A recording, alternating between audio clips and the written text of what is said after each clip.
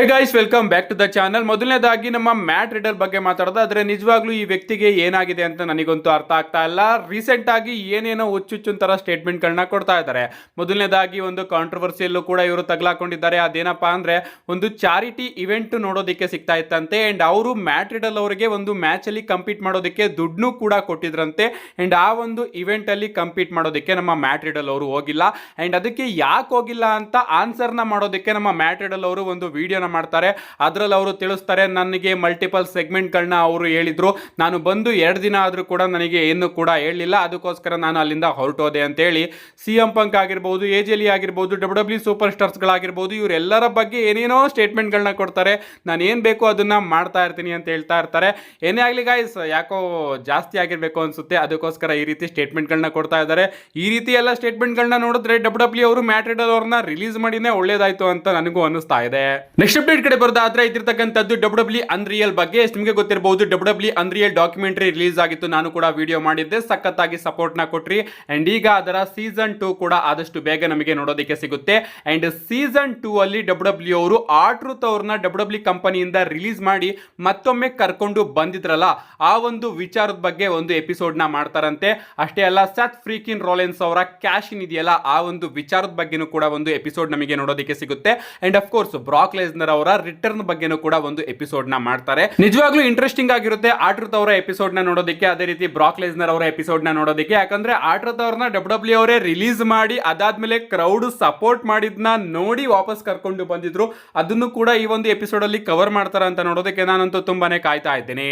Next update ಕಡೆ ಬರೋದಾದ್ರೆ ಇದಿರ್ತಕ್ಕಂಥದ್ದು WWE draft ಬಗ್ಗೆ. ನಿಮಗೆ ಗೊತ್ತಿರಬಹುದು, ಡ್ರಾಫ್ಟ್ ಆಗುತ್ತೆ ಈಗಾಗುತ್ತೆ ಅಂತ ರೂಮರ್ಸ್ಗಳು ಬರ್ತಾನೆ ಇತ್ತು. ರಸಲ್ ಮೇನಿಯಾ ಕಳೆದ್ಕೊಳ್ಳೇನೆ ಆಗುತ್ತೆ, ಸಮ್ಮರ್ ಸ್ಲಾಮ್ ಕಳೆದ್ಕೊಳ್ಳೇನೆ ಆಗುತ್ತೆ ಅಂತ ನಾವು ಕೂಡ ಅನ್ಕೊಂಡಿದ್ವಿ.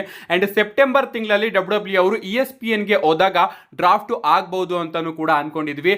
ಬಟ್ ಈಗ ಆ ಒಂದು ಐಡಿಯಾನ ತೆಗೆದಾಕಲಾಗಿದೆಯಂತೆ. ಅಂದ್ರೆ ಈ ವರ್ಷ ಪ್ರಾಬಬ್ಲಿ ಡ್ರಾಫ್ಟ್ ನಮಗೆ ನೋಡೋದಕ್ಕೆ ಸಿಗೋದಿಲ್ಲ ಅಂತ ಅನ್ಕೋತೀನಿ. ಅಂಡ್ ಟ್ರಿಪಲ್ ಎಚ್ ಅವ್ರಿಗೂ ಕೂಡ ಈ ಒಂದು ಡ್ರಾಫ್ಟ್ ಇಷ್ಟ ಇಲ್ಲ. ಅವ್ರಿಗೂ ಕೂಡ ಸೂಪರ್ ಸ್ಟಾರ್ಸ್ ಗಳನ್ನ ಇಲ್ಲಿಂದ ಅಲ್ಲಿಗೆ ಮೂವ್ ಮಾಡೋದು ತುಂಬಾನೇ ಇಷ್ಟ. ಅಂಡ್ ಡ್ರಾಫ್ಟ್ ಆದ್ರೆ ಅಷ್ಟೊಂದು ಸೀರಿಯಸ್ ಆಗಿ ಕೂಡ ಇರೋದಿಲ್ಲ. ನಾವು ಓಕೆ, ಈ ಸೂಪರ್ ಸ್ಟಾರ್ ಈ ಬ್ರ್ಯಾಂಡ್ ಅಲ್ಲೇ ಇರ್ತಾನೆ ಅಂತ ನಾವು ಕನ್ಫರ್ಮ್ ಆಗಿ ಅನ್ಕೊಳಂಗಿಲ್ಲ.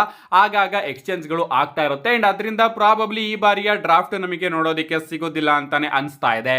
ನಮ್ಮ ನೆಕ್ಸ್ಟ್ ಅಪ್ಡೇಟ್ ಕಡೆ ಬರೋದಾದ್ರೆ ಇದಿರ್ತಕ್ಕಂಥದ್ದು ನಾಳೆಯ ಸ್ಮ್ಯಾಕ್ ಡೌನ್ ಬಗ್ಗೆ. ನಾಳೆ smack down biggest smack down ಆಗಲಿದೆ. ಯಾಕಂದ್ರೆ ಆ ರೀತಿಯ ವಿಚಾರ ನಮಗೆ ನಾಳೆ ಸ್ಮ್ಯಾಕ್ ಡೌನ್ ನಲ್ಲಿ ನೋಡೋದಕ್ಕೆ ಸಿಗುತ್ತೆ. ಮೊದಲನೇದಾಗಿ WWE ಅವರು ನಾಳೆ ಸ್ಮ್ಯಾಕ್ ಡೌನ್ ಗೆ ಅಷ್ಟೊಂದೇನು ವಿಚಾರನ ಅನೌನ್ಸ್ ಮಾಡಿಲ್ಲ.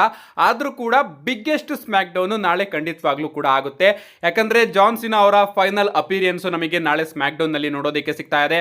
ಅಷ್ಟೇ ಅಲ್ಲ, CM ಪಂಕ್ ಅವರ ರಿಟರ್ನ್ ಕೂಡ ನಾಳೆ ಸ್ಮ್ಯಾಕ್ ಡೌನ್ ನಲ್ಲಿ ನೋಡೋದಕ್ಕೆ ಸಿಗುತ್ತೆ. ಅಂಡ್ ನಾವೆಲ್ಲರೂ ಕೂಡ AJ ಅವರ ರಿಟರ್ನ್ ಅಥವಾ ಅನೌನ್ಸ್ಮೆಂಟ್ ನ ನಾಳೆ ಸ್ಮ್ಯಾಕ್ ಡೌನ್ ನಲ್ಲಿ ಎಕ್ಸ್ಪೆಕ್ಟ್ ಮಾಡ್ತಾ ಇದೀವಿ. ಇದಲ್ದಲೇ ರ್ಯಾಂಡಿ ಆರ್ಟನ್ ಹಾಗೆ ಡ್ರೂ ಮ್ಯಾಕೆಂಟೈರ್ ಅವರ ಫ್ಯೂಡ್ ಕೂಡ ನಾಳೆ ಸ್ಮ್ಯಾಕ್ ಡೌನ್ ನಲ್ಲಿ ಕಂಟಿನ್ಯೂ ಆಗೋದು ನೋಡೋದಕ್ಕೆ ಸಿಗುತ್ತೆ.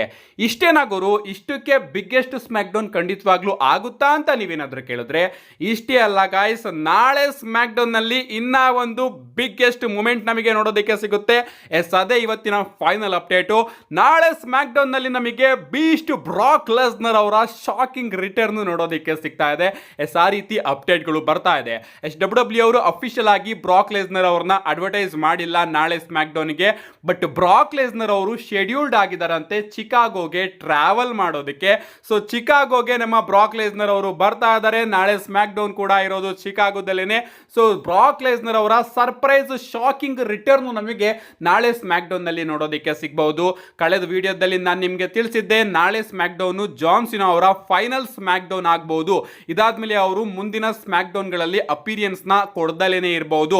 ಹಾಗಾದ್ರೆ ಬ್ರಾಕ್ ಲೆಸ್ನರ್ ಹಾಗೆ ಜಾನ್ ಸಿನಾ ಅವರ ಫೇಸ್ ಆಫ್ ಸ್ಮ್ಯಾಕ್ ಡೌನ್ ನಲ್ಲಿ ನೋಡೋದಕ್ಕೇನೆ ಸಿಗೋದಿಲ್ವಾ ಅಂತ ನೀವೆಲ್ಲರೂ ಕೂಡ ಕೇಳ್ತಾ ಇದ್ರಿ. ಅದಕ್ಕೆ ಉತ್ತರ, ನಾಳೆ ಸ್ಮ್ಯಾಕ್ ಡೌನ್ ನಲ್ಲೇ ಪ್ರಾಬಬ್ಲಿ ನಮಗೆ ಬ್ರಾಕ್ ಲೆಸ್ನರ್ ಹಾಗೆ ಜಾನ್ ಸಿನಾ ಅವರ ಸೆಗ್ಮೆಂಟ್ ಅಥವಾ ಫೇಸ್ ಆಫ್ ನೋಡೋದಕ್ಕೆ ಸಿಗಬಹುದು. ನಮ್ಮ ಜಾನ್ ಸಿನಾ ಅವರು ನಾಳೆ ಸ್ಮ್ಯಾಕ್ ಡೌನ್ ಗೆ ಬಂದು ಇದು ನನ್ನ ಲಾಸ್ಟ್ ಸ್ಮ್ಯಾಕ್ ಡೌನ್ ಅಂತ ಎಮೋಷನಲ್ ಪ್ರೋಮೋನ ಕಟ್ ಮಾಡಬಹುದು. ಎಲ್ಲರನ್ನು ಕೂಡ ಥ್ಯಾಂಕ್ಸ್ ನ ತಿಳಿಸಬಹುದು. ಅಂಡ್ ಆ ಒಂದು ಟೈಮಲ್ಲಿ ಬ್ರಾಕ್ ಲೆಸ್ನರ್ ಅವರು ಬಂದು ಜಾನ್ ಸಿನಾ ಅವರ ಮೇಲೆ ಅಟ್ಯಾಕ್ ಕೂಡ ಮಾಡಬಹುದು.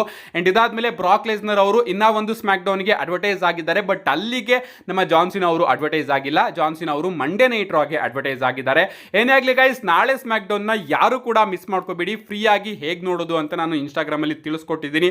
ಅದರಲ್ಲಿ ನೀವು ಫ್ರೀ ಆಗಿ ನೋಡಬಹುದು. ಅಂಡ್ ಎಲ್ಲರೂ ಕೂಡ ಲೈವ್ ಆಗಿ ನೋಡಿ. ಅದು ಕೂಡ ಮಿಸ್ ಆಯಿತು ಅಂದ್ರೆ ನನ್ನ ಚಾನಲ್ ಅಲ್ಲಿ ಆದಷ್ಟು ಬೇಗ ವಿಡಿಯೋನ ಅಪ್ಲೋಡ್ ಮಾಡ್ತೀನಿ. ಅದಕ್ಕೋಸ್ಕರ ಚಾನಲ್ನ ಸಬ್ಸ್ಕ್ರೈಬ್ ಮಾಡ್ಕೊಳ್ಳಿ ಅಂತ ಹೇಳ್ತಾ, see you guys in my next video.